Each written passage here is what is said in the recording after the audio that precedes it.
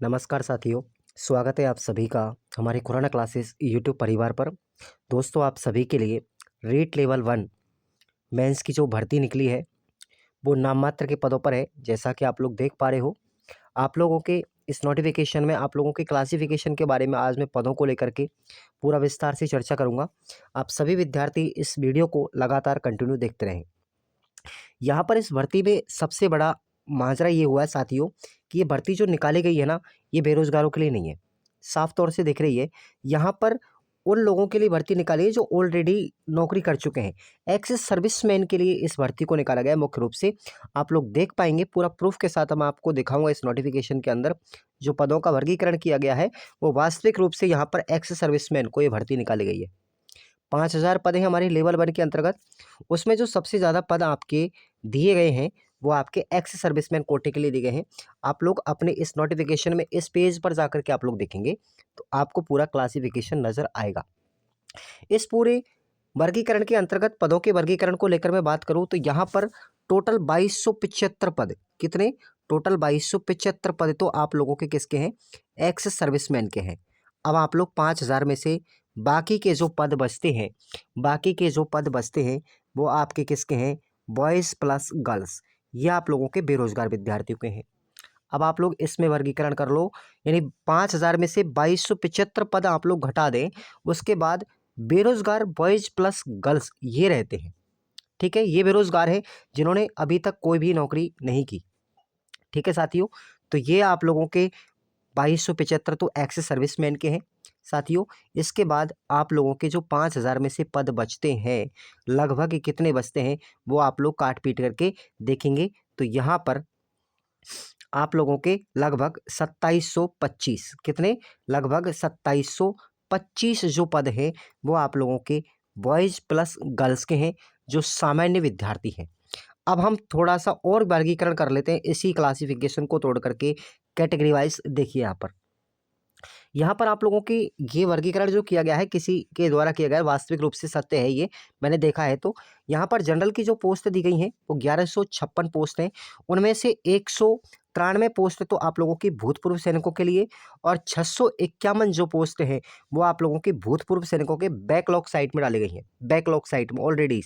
तो आप लोगों के यहाँ पर जनरल कैटेगरी में जो बॉयज़ के लिए पद बचते हैं वो केवल 312 पद हैं। केवल 312 पद, ध्यान रखें इस चीज़ को। उसके बाद देखिए यहाँ पर ऐसे ही ओबीसी कैटेगरी बॉयज़ की बात कर रहा हूँ। यहाँ पर देखिए केवल बॉयज़ की बात की जा रही है, केवल बॉयज़ के लिए। यहाँ पर महिलाओं की सीटों को आप लोग काट दीजिए। महिलाओं के लिए 30% आरक्षण वो है, अलग से है। विधवाओं के लिए अलग से है। परित्यक्तता के लिए अलग से है, डाइवर्स के लिए। तो मैं केवल बॉयज़ की बात कर रहा हूँ। बॉयज़ में 1156 पोस्ट थी जनरल में। उनमें से 193 पोस्ट प्लस आप लोगों की 651 पोस्ट ये भूतपूर्व सैनिकों के लिए रिजर्व की गई हैं। तो आप लोगों की 1156 में से केवल 312 पोस्ट बचती है जनरल कैटेगरी में बॉयज़ के लिए। आप लोग खुद देख सकते हो क्या भर्ती आप लोगों के लिए निकाली है? नहीं। आप लोग नीचे आएंगे थोड़ा सा, ओबीसी बॉयज़ की बात करते हैं जिसमें 653 पोस्ट हैं। उन 653 पोस्टों में से 108 पोस्ट प्लस आप लोगों की 366 पोस्ट ये भी आप लोगों की भूतपूर्व सैनिक की हैं ओबीसी कैटेगरी में। तो आपकी जो बॉयज़ की यहाँ पर ओबीसी में सीट बचती हैं वो केवल 179 सीटें बचती हैं। केवल 179 सीट। आप सोचिएगा कंपटीशन कितना कठिन कर दिया इन लोगों ने। उसके बाद ईडब्ल्यूएस कैटेगरी में बात करेंगे बॉयज़ की, तो यहाँ पर 316 पोस्ट थी। उनमें से 52 पोस्ट प्लस आपकी 173 पोस्ट थी, ये भी किसकी हैं? भूतपूर्व सैनिकों की। यहाँ पर आप 52 और 173 को घटाएंगे 316 में से तो केवल आपकी 91 पोस्ट यहाँ पर बच रही हैं। कितनी? केवल 91 पोस्ट हैं ईडब्ल्यूएस कैटेगरी में। उसके बाद यहाँ पर देखिएगा एससी कैटेगरी की। एससी कैटेगरी में आपकी 500 पोस्ट हैं। उनमें से 86 प्लस 275 पोस्ट ये वाली आप लोगों की किस में चली गई? भूतपूर्व सैनिकों की है।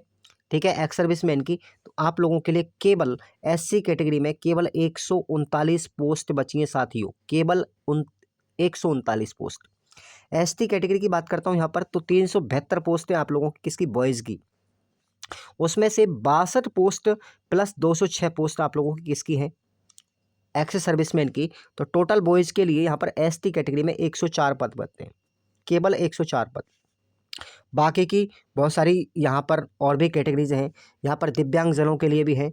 तो टोटल आप लोग आंकड़ा मोटा मोटा संभाल के देखेंगे ना, तो ये भर्ती कोई काम की नहीं, कोई काम की नहीं है। अब वैसे तो राजस्थान में चाहे एक पद ही निकले किसी भी भर्ती का, फॉर्म तो उतने ही पहुंचेंगे।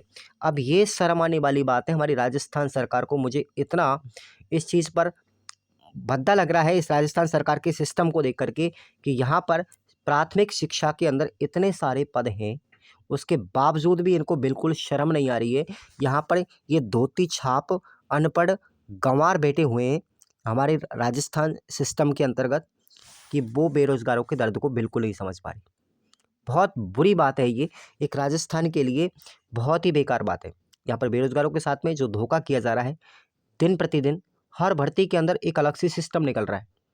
आप सोच के देखिएगा, एक विद्यार्थी इतना सारा पैसा खर्च करके रूम लेकर के माँ बाप से दूर होकर के हर चीज़ की परेशानी को भुगतता है, और उसके बाद में वो बेचारा अपनी पढ़ाई करता है, और उसके बाद उसके अरमानों पर सरकार के द्वारा जो पानी फेरा जाता है, वो वास्तविक रूप से निंदनीय है, वाकई में बुराई करने योग्य है। अब जितने भी विद्यार्थी हैं, इस वीडियो को अगर आप देख पा रहे हो, हालांकि मेरा यहाँ पर फेस वाला वीडियो मैं कभी नहीं बनाता, नहीं कभी मैंने यूट्यूब चैनल पर अपने बनाया है, तो आप लोग इसी आवाज़ के माध्यम से आप समझ पाएंगे कि वास्तविक अगर देखी जाए हमारे राजस्थान सरकार की, तो इससे ज़्यादा भ्रष्ट सिस्टम शायद ही किसी राज्य में हमने देखा हो, बहुत कम मिलेगा देखने को। और आजकल की मैं बात करूं, जो वर्तमान की जो राजस्थान सरकार है, वो पूरी तरीके से बेरोजगार विद्यार्थियों के साथ लगातार धोखा कर रही है। किसी भी भर्ती को उठा करके देख लो, और टीचर की भर्ती इतिहास में, राजस्थान के इतिहास की बात करें तो सबसे छोटी भर्ती मानी जा रही है। मानी क्या, वास्तव में देखी जाए तो है ही। आप लोग खुद सोच के देखिए, 5,000 पोस्ट हैं, उनमें से आपकी कितनी, केवल 2725 पोस्ट, बस इतनी सी भर्ती। क्या इतने से ही टीचर की ज़रूरत है पूरे राजस्थान सरकार में? आप लोग उठा करके आप लोग प्रीवियस जितनी भी भर्ती हुई हमारी रीट मेंस की, उनको देखो आप लोग। वसुंधरा सरकार ने 56,000 पदों पर भर्ती निकाली थी, ठीक है। उसके बाद 2021 में लेवल 1 में हमारे गहलोत सरकार ने कितना निकाला था? गहलोत सरकार ने हमारी 15,500 पर पोस्टों पर भर्ती करवाई थी लेवल 1 में। उसके बाद लेवल 2 के साथ में फिर करवाई थी, तो टोटल 48,000 पर करवाई थी, ठीक है। टोटल 48,000 पर। सोचनीय बात है, इस सरकार से पहले जितनी भी हमारी राजस्थान में सरकार बनी थी, बाकी में तारीफ करने योग्य है। और इस वर्ष की जो हमारी भर्ती है, ये जो हमारी नई सरकार है, इस भर्ती को लेकर पूरी तरीके से विद्यार्थियों के साथ बहुत गलत तरीका इस्तेमाल कर रही है।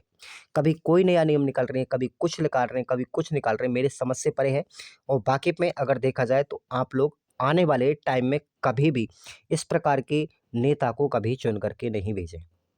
मेरा तो आपसे यही हाथ जोड़ कर निवेदन है, जितने भी विद्यार्थी हैं, हमारे बेरोजगार साथी हैं, उन सभी को अपने आप में जागरूक होना है। एक ऐसा सिस्टम तैयार करना है अपने आप में, जो हमारे समाज को आगे बढ़ाए, हमारे राज्य को आगे बढ़ाए, और हमारे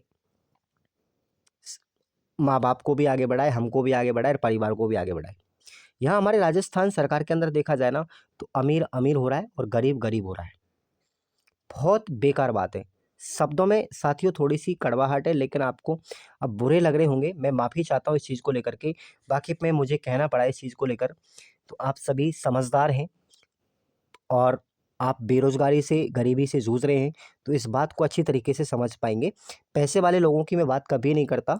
यहाँ पर जो गरीब विद्यार्थी हैं, मैं केवल उनके बारे में बोल रहा हूँ, कि आप लोग एकजुट होकर के, संगठित होकर के हमेशा एक उचित सरकार चुनें, जो हमेशा समाज के लिए और विद्यार्थी वर्ग के लिए, बेरोज़गारों के लिए एक अच्छा काम कर सके।